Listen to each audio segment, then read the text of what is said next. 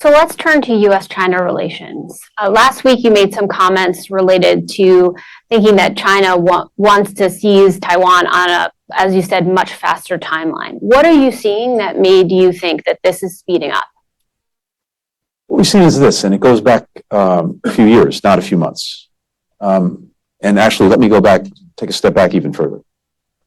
One of the hallmarks in the relationship, going back some 50 years, was the way that we handled the issues surrounding Taiwan.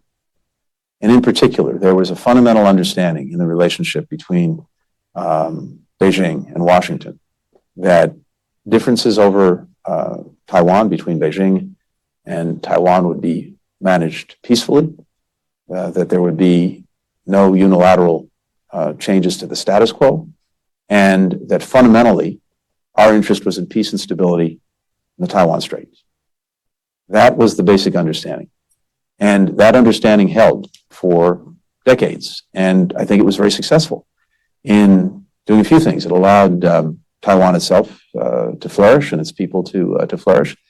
It also helped to make sure that there wouldn't be conflict between the United States and China over Taiwan.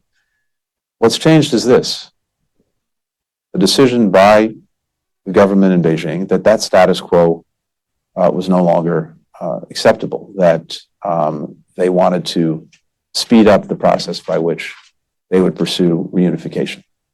And they also, I think, have made decisions about how they would do that, including exerting more pressure on Taiwan, coercion, making life difficult in a variety of ways on Taiwan, in the hopes that that would speed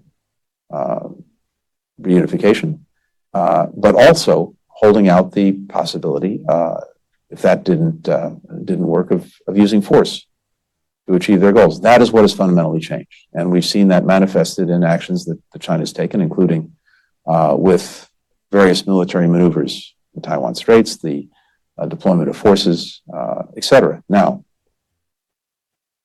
as we see it, this is first and foremost an effort, as I said, to turn up pressure on Taiwan.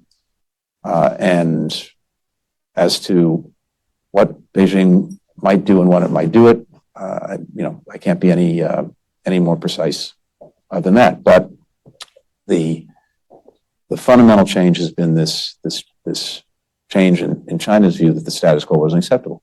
This should be a concern for not just the United States, but for countries not only in the region, but around the world.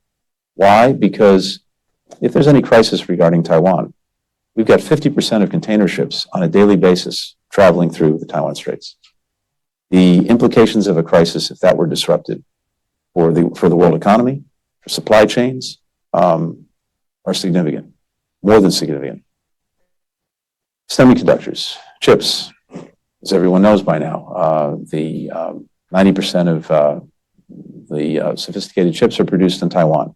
If that were for any reason disrupted, it would have deeply significant consequences for the global economy.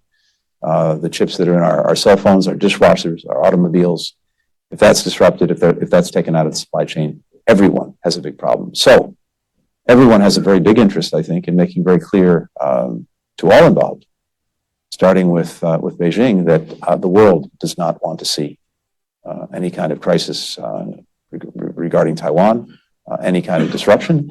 And the world believes that these differences need to be resolved peacefully, and that peace and stability needs to be preserved in the Taiwan Strait.